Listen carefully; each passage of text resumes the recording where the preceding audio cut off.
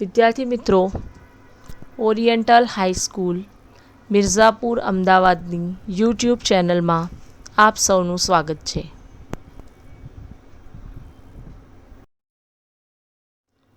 આજે આપણે ફરીથી ઇંગ્લિશ વિષયની સાથે મળ્યા છીએ. ધોરણ 10 અત્યારે આપણે ગ્રામરનો ટોપિક કન્ટિન્યુ છે. એના ફર્સ્ટ ટોપિકને આપણે જોઈ લીધું છે, જે ફંક્શન બેઝડ છે. આજે આપણે ફંક્શન બેઝડ ટોપિક 2 તરફ જવાનું છે. મિત્રો, ફંક્શન વિશે મેં પહેલાં જ વાત કરી દીધી છે કે ફંક્શન એ આપણા માટે એક્ઝામને ઓરિએન્ટેડ એઝ વેલ એઝ તમારે સ્પોકનને ઓરિએન્ટેડ એ ખૂબ જ ઇમ્પોર્ટન્ટ છે. આજના ટોપિકનું નામ છે describing time or talking about time. અહીંયા ટાઈમ વર્ડ છે, કેમ કે ટાઈમને રિલેટેડ બીજા બે પણ અલગ ટોપિક જે છે ટોપિક 3માં આવશે. અત્યારે તમારે સમજવાનું છે describing time or talking about time. મિત્રો, નવા ટોપિકની સાથે ટાઈમ, ડિસ્ક્રાઇબિંગ ટાઈમ અને ટોકિંગ અબાઉટ ટાઈમની સાથે આપણે આ વિડીયોને શરૂઆત કરીએ છીએ.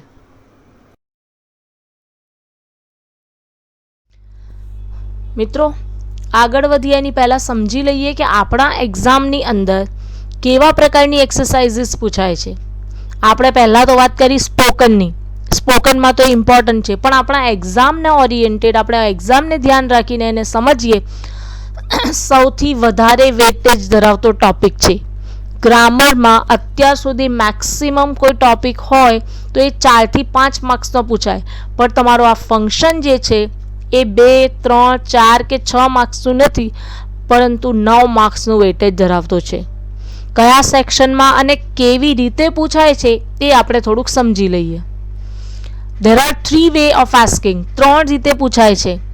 સૌ પ્રથમ તમારું સેક્શન સી, એ અને બી જે છે કોમ્પ્રિહેન્શન બેઝડ છે, અને જેવી સેક્શન સીની શરૂઆત થાય છે એટલે ફંક્શનની એક્સરસાઇઝ શરૂ થશે. Question number 32 to 34, 3 marks. Match the language functions with the sentences. સીધું છે મિત્રો. તમે યાદ હશે કે જોડકા જોડો એવા પ્રકારની એક્સરસાઇઝ આપણે કરીએ છીએ. બસ મેચ એ વિથ બી એવા પ્રકારની એક્સરસાઇઝ છે. એક સાઈડ તમને એક વાક્ય આપેલું હશે, સેન્ટેન્સ છે, એન્ડ ધી અધર હેન્ડ એ ફંક્શનનું નામ આપેલું હશે. 3 સેન્ટેન્સીસ અને 3 નેમ ઓફ ધ ફંક્શન. તમારે સમજી જવાનું કે ભાઈ કયો ફંક્શન એ કયા સેન્ટેન્સની સાથે કનેક્ટેડ છે. That's it. 3માંથી 3 માર્ક્સ કવર કરી શકાય એવો ઇઝીમાં ઇઝી ટોપિક છે આ. ત્યાર પછી છે question number 35 to 37. Again 3 marks. Choose the appropriate function to complete the conversation. આ જે વસ્તુ જે છે એ MCQs ટાઈપ છે, એટલે તમને એક ડાયલોગ આપેલો હશે, એક ખાલી જગ્યા હશે. એ ખાલી જગ્યા માટે તમને નીચે ઓપ્શન આપેલા છે ABCD. ફંક્શનનું નામ તો હશે જ. સમજો કે ટાઈમનું છે ફંક્શન, તો 4માંથી તમારે સેન્ટેન્સ જોવાનું કે ભાઈ કયા સેન્ટેન્સમાં ટાઈમ બતાવે છે. બસ એ તમારો રાઈટ આન્સર બની જશે. આ પણ એવો ટોપિક છે કે જેમાં તમારે સેન્ટેન્સ બનાવવાના નથી. 3 out of 3 માર્ક્સ, એટલે આ 6 માર્ક્સ તો રોકડા જ છે તમારા. ગમે તે કન્ડિશનમાં તમને થોડુંક ફંક્શનની એક્સરસાઇઝ ખ્યાલ આવી જાય, એની હિન્ટ ખ્યાલ આવી જશે, you can gain easily 6 marks. હવે થર્ડ એક્સરસાઇઝ વિશે વાત કરીએ. ક્વેશ્ચન નંબર 38, 39 અને 40, એટલે again 3 marks. Complete the sentences using the functions given in the brackets. હવે અહીંયા જે છે એક વાક્ય આપેલો છે ઇનકમ્પ્લીટ છે, કાં તો આગળનો પોર્શન બાકી હશે, કાં તો પાછળનો પોર્શન હશે, અને પાછળ બ્રેકેટમાં તમને એક ફંક્શનનું નામ આપેલું હશે. એ ફંક્શનના આધારે મિત્રો પહેલાં તો સમજી લઈએ what is function and what is functional grammar.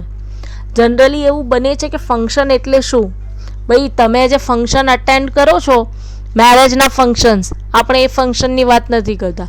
We are going to talk about function. Function અને ફંક્શનલ ગ્રામર ગુજરાતીમાં એને તમે સમજો તો ફંક્શન એટલે કાર્ય.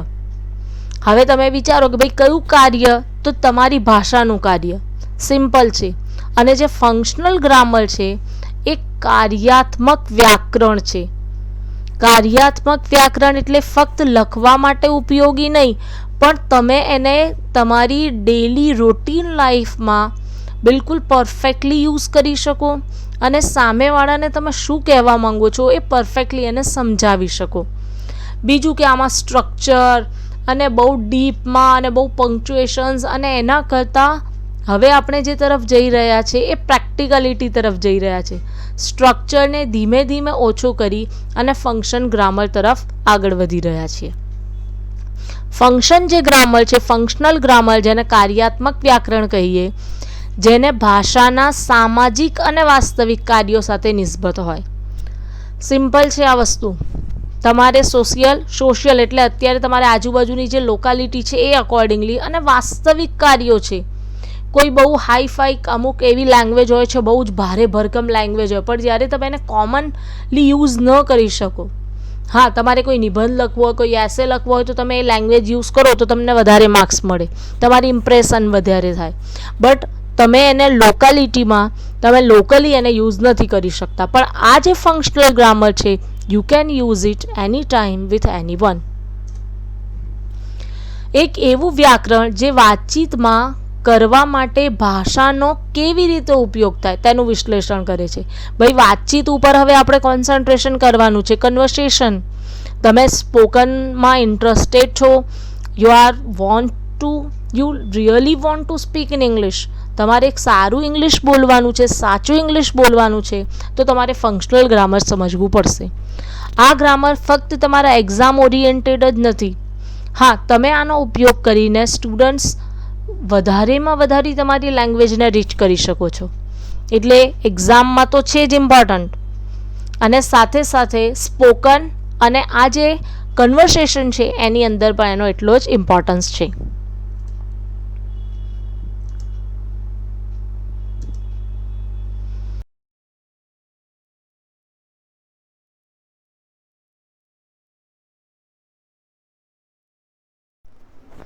હવે આપણે function, what is function, functional grammar અને ટેક્સ્ચ્યુઅલ જે એક્ઝામમાં કેવી રીતના પ્રશ્નો પૂછાય છે એ જોયા પછી આપણે પહેલો ટોપિક જે નાઇસિટીઝ, એના પછી આજનો આપણે ટોપિક સ્ટાર્ટ કરીએ છીએ, ડિસ્ક્રાઇબિંગ ટાઈમ. ટાઈમ એટલે સમય. એટલું તો આપણને જનરલી બધાને ખ્યાલ આવી જાય કે ભાઈ ટાઈમ એ સમયની સાથે સંબંધ ધરાવે છે. જ્યારે સમયને અનુલક્ષીને વર્ણન કરવાનું હોય ત્યારે આ ફંક્શનનો ઉપયોગ થાય છે. આ સિમ્પલ છે. જ્યારે પણ આપણે સમયની વાત કરીએ છીએ તો ડિસ્ક્રાઇબિંગ ટાઈમ ઓટોમેટિકલી એની અંદર આવી જશે. તમે અહીંયા જોઈ શકો છો, મેં થોડા કીવર્ડ્સ મૂક્યા છે. કીવર્ડ્સ એટલે આવા પ્રકારના શબ્દો જો તમારા સેન્ટેન્સમાં આવે તો તમારે સમજી જવાનું કે આપેલ વાક્ય જે છે ડિસ્ક્રાઇબિંગ ટાઈમમાં ઇન્ક્લુડ થઈ જશે. કયા શબ્દો છે? તો આ રહ્યા: when, while, whenever, till, until, after, before, since, for, as soon as, no sooner, અને એની સાથે જ જોડીમાં છે ધેન, હાર્ડલી, વેન અને સ્કેર્સલી વેન. આ બધા જ શબ્દોમાંથી ગમે તે એક શબ્દ તમારા સેન્ટેન્સમાં તમને દેખાય તો તમારે આઈડેન્ટિફાઈ કરી લેવાનું કે ડિસ્ક્રાઇબિંગ ટાઈમને સેન્ટેન્સ તમારો છે આ. વેન, વાઇલ, ટીલ, અનટીલ હોય, પછી આફ્ટર, બિફોર હોય, એઝ સૂન એઝ હોય, નો સૂનર ડીડ હોય, ધેનનો એની અંદર જ ઉપયોગ થાય છે, હાર્ડલી, સ્કેર્સલી હોય. ખ્યાલ આવ્યો? આ બધા તમારા કીવર્ડ્સ રહેશે.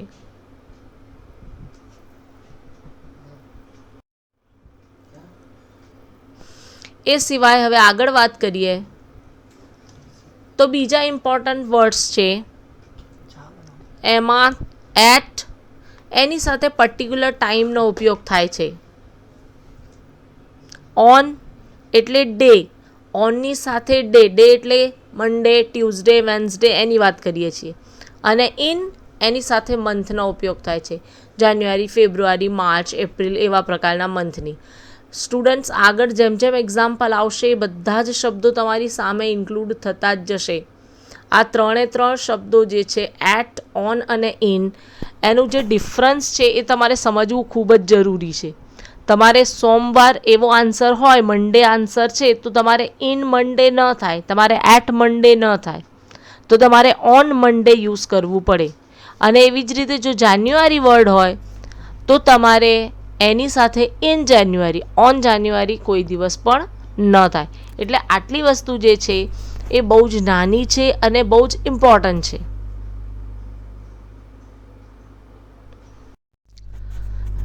વિદ્યાર્થી મિત્રો, આપણે આગળ વધીએ એની પહેલાં અહીંયા થોડાક વર્ડ્સ અને ફ્રેઝિસ તમને આપ્યા છે, એનું થોડુંક અભ્યાસ કરીએ જેથી તમને ખ્યાલ આવે કે ડિસ્ક્રાઇબિંગ ટાઈમ અથવા તો સ્પેસિફાઈંગ ટાઈમ, એક્સપ્રેસિંગ ટાઈમ એવા શબ્દોને એની ગણતરીમાં કેવા પ્રકારના શબ્દોને ઇન્ક્લુડ કરી શકાય છે. અત્યારે આપણે વાત કરી એટ. જો તમે જુઓ એટની સાથે કેવા પ્રકારનો ટાઈમ તમને દર્શાવવામાં આવે છે, at 12:30 PM. In the evening. જો હવે બીજી વસ્તુ ખાસ, ફક્ત ટાઈમને લગતા શબ્દો એટલે કે 8, 9, 10, 11, 12 એ જ નહીં, પણ એ સિવાય ઇવનિંગ, મોર્નિંગ, પછી કોઈ સિઝન હોય એ પણ ટાઈમ ઝોનમાં જ ઇન્ક્લુડ થશે. On Sunday. ઇન જાન્યુઆરી, અત્યારે જ વાત કરી, ડે હોય એટલે ઓનનો ઉપયોગ થાય અને મંથ હોય તો આપણે ઇનનો ઉપયોગ કરીએ છીએ. Next week. હવે નેક્સ્ટ જે છે ને એ કોમન વર્ડ છે, એટલે નેક્સ્ટની સાથે next day, next week, next month, next vacation, next year, ગમે તે વસ્તુ આની સાથે આવી શકે છે જે ટાઈમને દર્શાવે છે. Yesterday, last day, previous day. In the month of August. જો ફરીથી મંથ ઓફ ઓગસ્ટ પણ આપેલું હોય તો પણ ઇનનો ઉપયોગ થશે. After drinking T.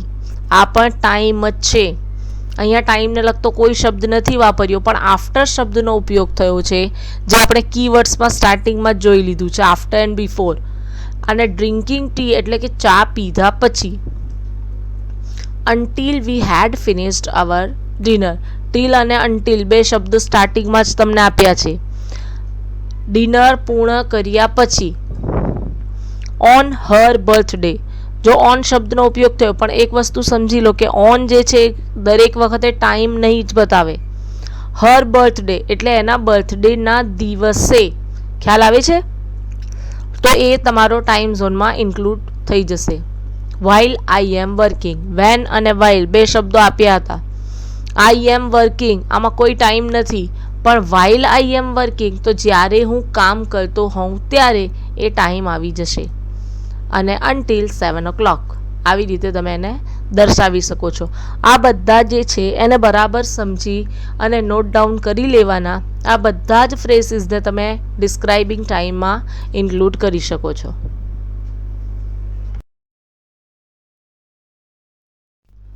Students, phrases અને વર્ડ્સ જોયા પછી હવે એક પેરેગ્રાફ જોઈએ આપણે. આની નીચે અંડરલાઇન્સ તમે જોઈ શકો છો. આ અંડરલાઇન જે છે પર્ટિક્યુલરલી ટાઈમને એક્સપ્રેસ કરવા માટે બતાવવામાં આવી છે તમને. To attract more tourist, Gujarat tourism corporation organises monsoon festival every year in the month of August. ખ્યાલ આવે છે? Every year in the month of August time બતાવે છે. Different programs are organized during the monsoon festival. During the monsoon festival. હવે monsoon એ season છે તો આ પર ટાઈમ ઝોનમાં તમે એને ઇન્ક્લુડ કરી શકાય. One can enjoy water sports, heritage walk and other rides in the evening. પાછો સમય આવ્યો છે, in the evening. The cultural programs that start in the evening till last till midnight. In the evening એટલે સાંજથી શરૂઆત થઈ, midnight એટલે મોડી રાત સુધી ચાલે છે. ટીલનો ઉપયોગ થયો છે. Again it show the time. ખ્યાલ આવે છે? અહીંયા જે પેરેગ્રાફ છે એમાં આપણે ગુજરાત ટુરિઝમની વાત કરીએ છીએ, મોન્સૂન ફેસ્ટિવલની વાત કરીએ છીએ, પણ ખાસ એમાં ટાઈમને રિલેટેડ શબ્દો તમને બતાવવામાં આવ્યા છે, જેથી કરીને તમે સમજી શકો કે ક્યાં અને કેવી રીતના ટાઈમના શબ્દો અને જનરલી વાક્યના અંતે ટાઈમને રિલેટેડ વર્ડ્સ મૂકવામાં આવે છે.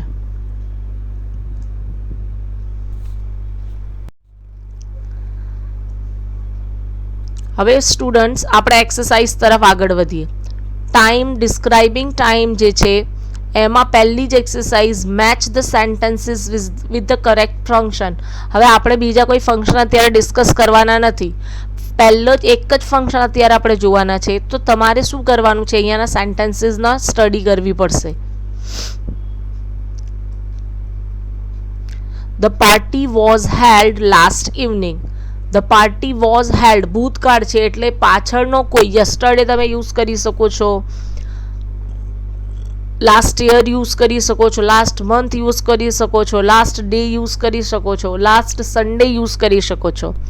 ગમે તે શબ્દ તમે વાપરી શકો છો, પણ બે વસ્તુ યાદ રાખવાની, એક તો ટાઈમને લગતો હોય અને બીજો કે કાળને અનુરૂપ હોય. વોઝ વાપરેલું હોય અને તમે નેક્સ્ટ યુઝ ન કરી શકો. બીજો વાક્ય જુઓ, we do not work until 7 o'clock. 7 o'clock અને અન્ટિલનો ઉપયોગ થયો એટલે time. Meena's brother gave her a beautiful pen on her birthday. Birthday આગળ જુઓ એટલે ડે એટલે દિવસનો ઉપયોગ થયો છે. It shows the time. I am going to buy a new house next week. Students, I am going to buy a new house સુધી time zone નથી, પણ જ્યાં નેક્સ્ટ વીક આવશે એટલે it means it show the time. We shall visit Mount Abu in May. We shall અમે મુલાકાત લઈશું ક્યારે? ઇન મે મહિનામાં, એટલે અગેન ટાઈમ ડ્યુરેશન બતાવે છે, ટાઈમ ડિસ્ક્રાઇબિંગ ટાઈમ બતાવે છે. એ સિવાય સેન્ટેન્સીસ જોઈએ. Do not disturb me while I am sleeping. મને ડિસ્ટર્બ ન કરો. હવે ન કરો એટલે સવારે ન કરો, રાત્રે ન કરો નહીં, બટ એમ કે છે વ્હાઇલ આઈ એમ સ્લીપિંગ, જ્યારે હું ઊંઘમાં હોઉં ત્યારે, સૂતો હોઉં ત્યારે. The monsoon festival is organised in the month of August. અત્યારે આપણે જોયું એની પહેલા પેરેગ્રાફમાં. હવે તમને ખ્યાલ આવ્યો કે વાક્ય આવી રીતના સેટ થાય છે. Parv visits the library once in 2-3 months. એટલે કે 2-3 મહિનામાં એકવાર મુલાકાત લે છે. તો ટાઈમ બતાવે છે, ખ્યાલ આવે છે. આપણે લાઇબ્રેરી વિશે વાત નથી કરતા, પણ એની વિઝિટ કેટલી વાર થાય છે એના વિશે વાત કરીએ છીએ. We will go to Kullu Manali in summer vacation. જો we will go to Kullu Manali અહીંયા સુધી આપેલું હોય તો ડિસ્ક્રાઇબિંગ પ્લેસ થશે, જગ્યાને બતાવે છે, બટ એની અંદર આપણે ઉમેર્યું છે ઇન સમર વેકેશન, સમર વેકેશનમાં. ખ્યાલ આવે છે? તો એ તમારું બની જશે ડિસ્ક્રાઇબિંગ ટાઈમ. એટલે આ તમારી ફર્સ્ટ એક્સરસાઇઝીસ છે.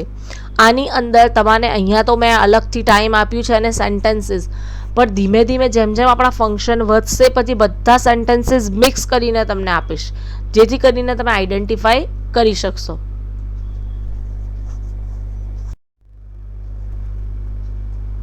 હવે ક્વેશ્ચન નંબર 2 તરફ જઈએ. Complete the dialogue selecting the correct function. ખ્યાલ આવે છે? આ કયું છે? તમને એ અને બી આપણે નાઇસિટીઝમાં પણ જોઈ લીધેલું છે, એટલે એ જ વસ્તુ આપણે અહીંયા જોવાની છે. નીતા ક્વેશ્ચન કરે છે, how long will it take to reach the station. Father કંઈ જવાબ આપે છે. આ જવાબ ડિસ્ક્રાઇબિંગ ટાઈમના આધારે તમારે આપવાનો છે. એમાં છે 10 minutes, બીમાં છે it is opposite the temple, it is quite far, it is very near. હવે આ 4 ઓપ્શન તમને આપેલા છે. 10 minutes, it is opposite the temple, it is quite far, it is very near. તો કયો જવાબ તમારો સાચો હશે? કરેક્ટ. જે વિદ્યાર્થીઓ એ વિચાર્યો છે એટલે સમજી લો કે એમનો જવાબ સાચો છે. બીજા તરફ જઈએ. Arya, when do you do your homework. Preeti કંઈક જવાબ આપે છે. એમાં છે I like to do homework. આમાં ટાઈમ દેખાયો તમને? નથી. Correct. Either my mother or my father does my homework.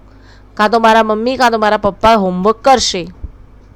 I do my homework at 6 o'clock in the morning. હા, અહીંયા તમને ટાઈમ દેખાય છે. I don't like doing my homework. જો હવે સમજી લો એ બી સી અને ડીમાં, એમાં એ બી ડીમાં કોઈ જગ્યાએ ટાઈમનો ઉલ્લેખ થયો જ નથી. તો સી જવાબ જે છે કે I do my homework at 6 o'clock in the morning, એ તમારો સાચો જવાબ રહેશે. અને ત્રીજો જોઈએ. When does the peon ring the bell. ક્યારે બેલ વગાડે છે પ્યુન? બીમાં કઈ ઓપ્શન છે? એ he rings the bell at 7:30 AM, સવારના 7:30 વાગે. He is very honest person. The peon is always late, what a nice school. ચલો કયો જવાબ તમને લાગે છે?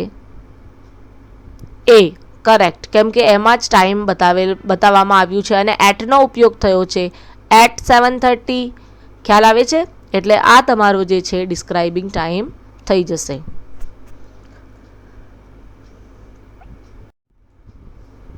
અને third question, complete the sentences using the function given in the brackets. Again time ઝોનની વાત કરવામાં આવી છે. અહીંયા કમ્પ્લીટ ધ સેન્ટેન્સીસ છે. હા, તમને કેવી રીતના પૂછાય છે? જો આવી રીતે, ધ વેડિંગ રિસેપ્શન, બસ વાક્ય ઇનકમ્પ્લીટ. આગળ પેરેગ્રાફમાં આપેલું હશે ડિસ્ક્રાઇબિંગ ટાઈમ, તો આપણો આન્સર કેવો બનશે? The wedding reception will held on Monday. ખ્યાલ આવે છે? વેડિંગ રિસેપ્શન તમે એને ભૂતકાળમાં લઈ જાઓ, તમે એને ભવિષ્યકાળમાં લઈ જાઓ, વોટ એવર, એ ચાલશે. આઈ મેટ વિનય, એનો આન્સર શું બનશે? I met Vinay last week. હવે મેં લાસ્ટ વીક કેમ વાપર્યો છે? કેમ કે મેટ એટલે ભૂતકાળ છે. હું અહીંયા ઓન મંડે અથવા તો હું ટુમોરો એવા પ્રકારના શબ્દનો ઉપયોગ ન કરી શકું. ત્રીજો વાક્ય છે, while she was cooking dash, incomplete છે. તો આગળનો વાક્ય કેવો બનશે? While she was cooking I called her. જ્યારે રાંધે છે ત્યારે હું એને બોલાવું છું. whenever you come you will find me here. જ્યારે પણ તમે આવશો ત્યારે તમે મને અહીંયા જોશો. સ્ટુડન્ટ્સ, વેન, વાઇલ, વેનેવર આ બધા તમારા કીવર્ડ્સ છે. Sheena will take a flight to Mumbai. હવે વિલ ટેક અ ફ્લાઇટ, હવે લેશે, તો કેવું તમારે શું અહીંયા લખવાની જરૂર પડશે? On Friday 5th November.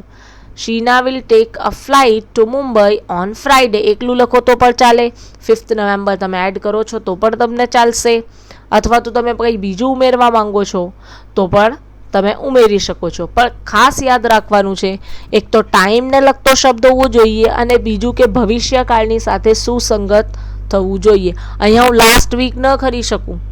બીજા વાક્યમાં મેં I met Vinay last week કર્યું છે કેમ કે ભૂતકાળ છે, પણ અહીંયા શીના વિલ ટેક છે, હવે લેશે, એટલે ફ્યુચર ટેન્સની વાત થઈ રહી છે. તો તમે નેક્સ્ટ વીક કરી શકો, નેક્સ્ટ મંથ કરી શકો, નેક્સ્ટ મંડે કરી શકો, એ એપ્લિકેબલ છે. બાકી અધરવાઇઝ તમે લાસ્ટ એવા શબ્દોનો ઉપયોગ ન કરી શકો. ખ્યાલ આવી ગયો? અહીંયા સુધીમાં આપણી 3 એક્સરસાઇઝ ટાઈમને રિલેટેડ આપણે જોઈ લીધી છે.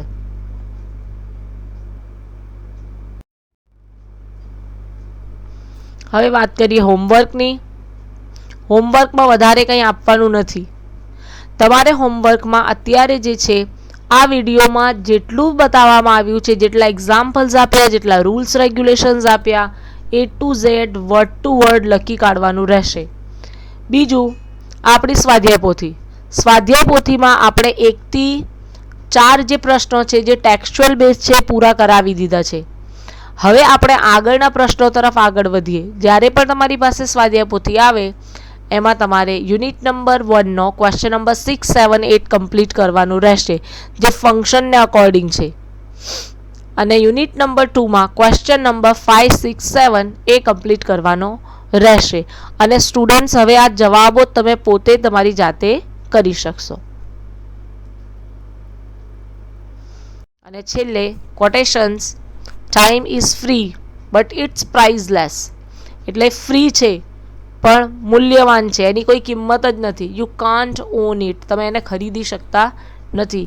યુ કેન યુઝ ઇટ, તમારે એને વાપરવું પડે છે. યુ કાન્ટ કીપ ઇટ, તમે એને મૂકી રાખી નથી શકતા. યુ કેન સ્પેન્ડ ઇટ, તમે એને પસાર કરો છો. Once you have lost it you can never get it back. એકવાર જો તમે એને વાપરી લીધું છે, લોસ્ટ એટલે ખોવાઈ ગયું કે વાપરી લીધું કે ગમે તે વેડફી નાખ્યું, ત્યાર પછી એ ક્યારે પણ પાછો આવવાનો નથી. આ હાર્વે મેકે કહેલું કોટેશન છે. અને લાસ્ટમાં તમારે શું કરવાનું છે? Don't waste your valuable time. હંમેશા કાર્ય કરતા રહો, કાર્યરત રહો. Don't waste your time.